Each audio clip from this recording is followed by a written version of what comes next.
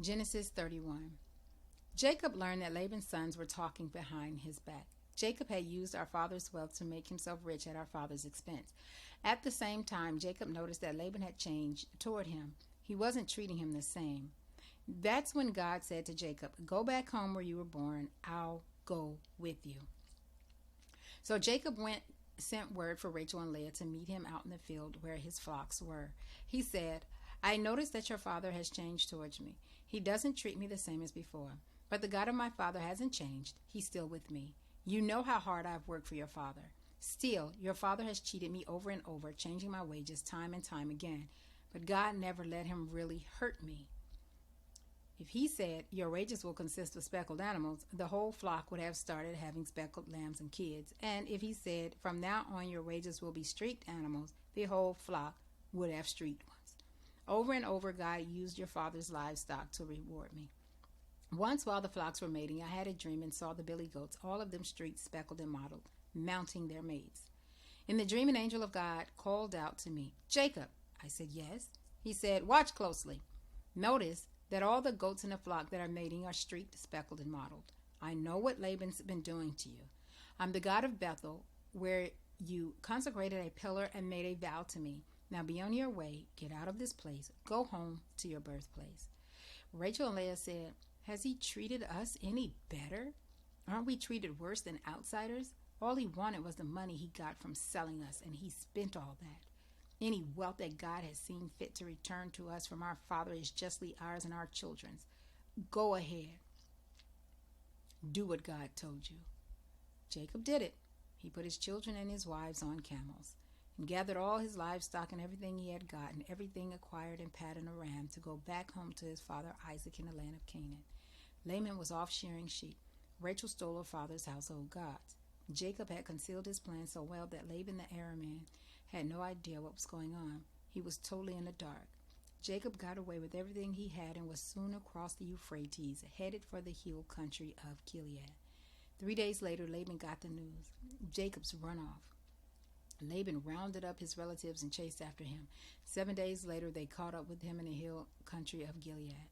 That night, God came to Laban the Aramean in a dream and said, 'Be careful what you do to Jacob, whether good or bad.'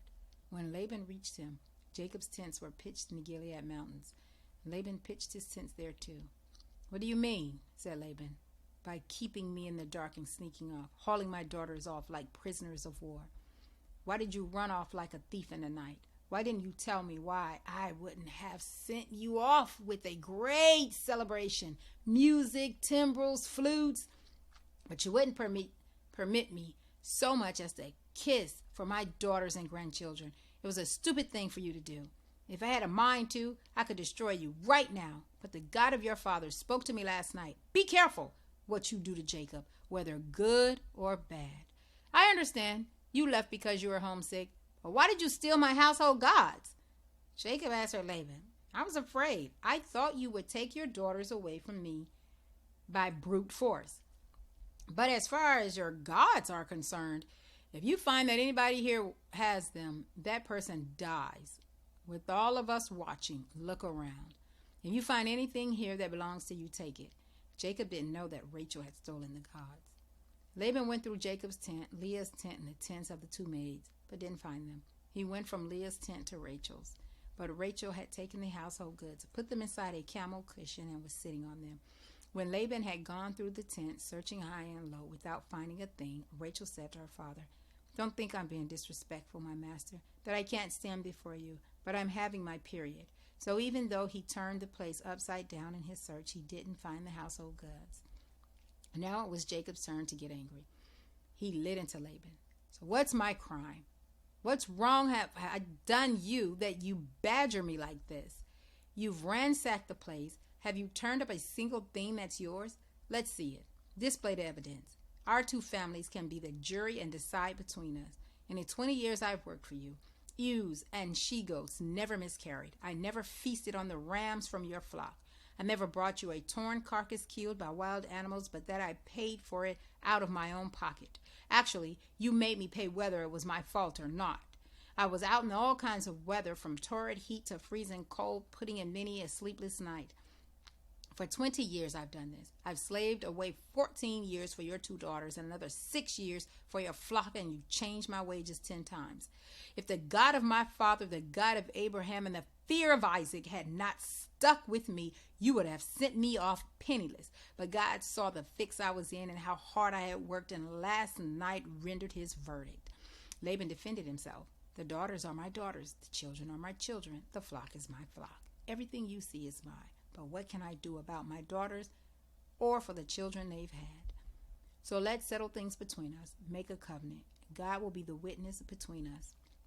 Jacob took a stone and set it upright as a pillar. Jacob called his family around. Get stones. They gathered stones and heaped them up and then ate there beside the pile of stones. Laban named it Aramaic, Yeger Saharuta, witness monument. Jacob echoed the naming in Hebrew, Galid, witness monument. Laban said, this monument of stones will be a witness, beginning now, between you and me. That's why it is called Galid, witness monument. It is also called Mizpah, watchtower, because Laban said, God keep watch between you and me when we are out of each other's sight. If you mistreat my daughters or take other wives when there is no one around to see you, God will see you and stand witness between us. Laban continued to Jacob, this monument of stones and this stone pillar that I have set up is a witness that I won't cross this line to hurt you and you won't cross this line to hurt me. The God of Abraham, the God of Nahor, the God of their ancestor will keep things straight between us. Jacob promised, swearing by the fear, the God of his father Isaac. Then Jacob offered a sacrifice on the mountain and worship, calling in all his family members to the meal. They ate and slept that night on the mountain. Laban got up early the next morning, kissed his grandchildren and his daughters, blessed them, then set off for home.